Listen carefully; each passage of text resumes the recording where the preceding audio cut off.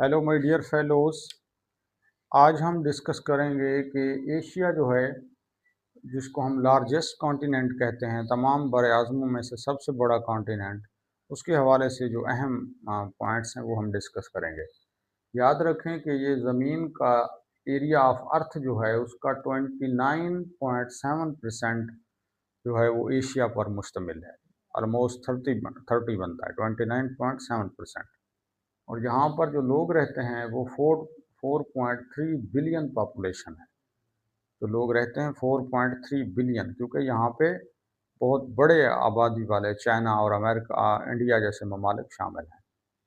और ये दुनिया की आबादी का 60% हिस्सा जो है ये 4.3 बिलियन लोग बनाते हैं जो यहाँ पे रहते हैं।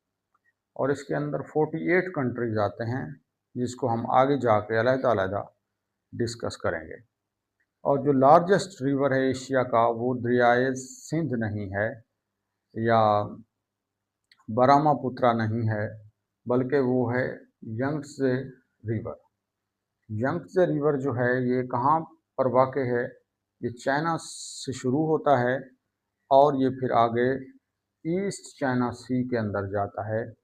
ईस्ट चाइना सी जहाँ पे ये ताइवान वगैरह और जापान की बाउंड्री भी आगे लगती है, नॉर्थ कोरिया, साउथ कोरिया भी।